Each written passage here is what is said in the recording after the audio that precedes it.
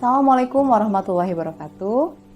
Ayah Bunda, kali ini saya akan membahas suatu pembahasan yang mungkin lebih serius dibandingkan konten-konten sebelumnya, yaitu tentang pencegahan kekerasan seksual pada anak.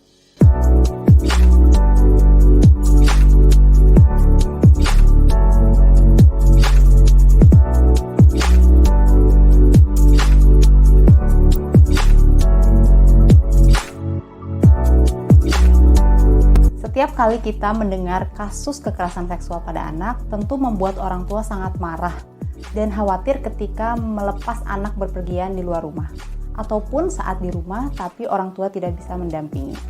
Kasus ini efeknya tidak main-main, baik itu dari segi fisik maupun secara psikologis untuk anak itu sendiri. Maka demikian, orang tua perlu waspada dan mencegah hingga kejadian ini tidak terjadi. Lalu pertanyaannya, apakah ketika ada kasus kekerasan seksual pada anak betul-betul pure kesalahan orang tua? Tentu jawabannya tidak seperti itu ya. Tapi fenomena ini justru mengingatkan kita supaya tidak abai akan fenomena tersebut dan mencegah lebih awal. Berikut ada 10 langkah yang bisa dilakukan orang tua untuk mencegah terjadinya kekerasan seksual pada anak. Yang pertama, orang tua perlu membekali anak supaya paham atau mengenal anggota tubuhnya sendiri. Berikut juga dengan fungsi-fungsinya masing-masing. Dan perlu diingat, setiap anggota tubuh perlu dijelaskan dan diberikan nama yang sesungguhnya. Jangan diberikan dengan nama yang lain atau kata ganti lain. Karena hal itu akan membuat anak bingung, juga tidak aware, sehingga jika ada kejadian yang tidak menyenangkan, misalnya anak dipegang di anggota tubuh tertentu, tapi mengutarakannya dengan bahasa yang tidak dimengerti oleh pihak lain, maka informasinya menjadi tidak jelas atau tidak akurat.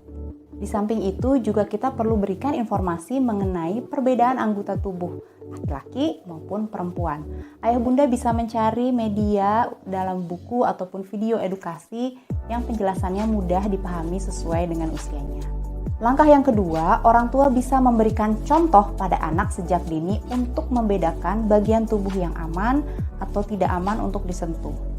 Jelaskan juga siapa saja yang boleh menyentuh atau tidak boleh menyentuh area tubuh, terutama yang tertutup pakaian dalam. Saat ini Ayah Bunda juga bisa mencari atau mendownload lagu tersebut yang bisa diakses di berbagai media.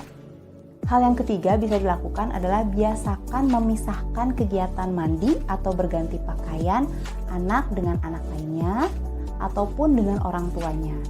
Hal ini untuk menumbuhkan rasa malu pada anak untuk memperlihatkan bagian tubuhnya ataupun melihat bagian tubuh orang lain. Hal ini untuk menghindari bujukan-bujukan dari pelaku kekerasan seksual yang meminta anak untuk membuka baju misalnya, atau memperlihatkan bagian tubuhnya di depan anak. Poin yang keempat adalah ketika kita berinteraksi dengan anak, tolong hargai kata tidak atau stop yang dilontarkan anak. Misalnya saat ia menolak untuk dipeluk, maka kita tidak lantas memaksanya karena alasan kangen misalnya.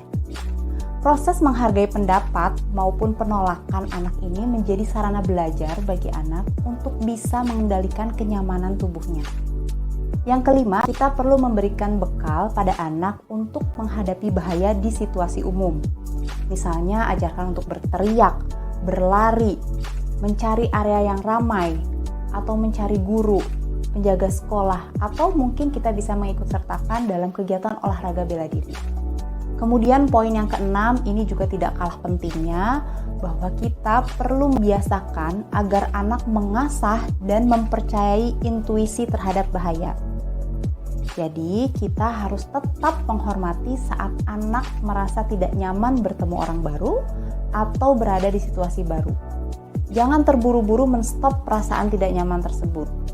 Tapi tanyakan apa yang menjadi kekhawatiran dengan rasa empati. Hal yang ketujuh, kita perlu mengenalkan konsep rahasia. Berikan pengetahuan pada anak hal-hal apa yang boleh ia rahasiakan. Misalnya kita menyiapkan surprise ulang tahun untuk saudara, atau kita tidak memberitahukan banyak orang tentang kebaikan yang kita lakukan. Nah, di samping itu, kita juga perlu sampaikan hal-hal yang tidak boleh dirahasiakan meskipun orang lain meminta anak untuk merahasiakannya. Karena biasanya pelaku kekerasan seksual akan meminta anak untuk diam, tidak memberitahu siapapun, bahkan dengan mengancam. Yang kedelapan, berikan selalu kenyamanan agar anak bebas menceritakan hal apapun. Biasakan hal ini sejak dini ya, sehingga hal yang menjadi tidak kenyamanan pun ia bisa ungkapkan tanpa takut dimarahi. Yang kesembilan, bangun support system yang memadai selain orang tua, misalnya nenek atau kakek, om dan tante, atau lingkungan paling dekat dengan anak sebagai tempat bercerita. Sehingga meskipun orang tua saat itu tidak bisa langsung mendengarkan, anak memiliki tempat bercerita yang kita percayai. Dan yang terakhir, seiring dengan ikhtiar yang kita jalankan tadi, jangan lupa bahwa satu-satunya pelindung anak yang paling utama adalah Allah Subhanahu wa Ta'ala. Maka iringi selalu doa, berikan doa pada anak untuk dijaga keselamatannya, kesehatannya, dan kebahagiaannya. Mudah-mudahan kita sebagai orang tua lebih aware dan bisa saling menjaga antara satu dengan lainnya supaya anak-anak kita ini terlindungi dari kasus seperti yang tadi dijelaskan. Ayah bunda jangan lupa like, share, komen, dan juga subscribe akun channel ini supaya kita bisa saling berdiskusi, support, dan mudah-mudahan ini bisa memberikan manfaat bagi kita semua. Wassalamualaikum warahmatullahi wabarakatuh. Sampai jumpa.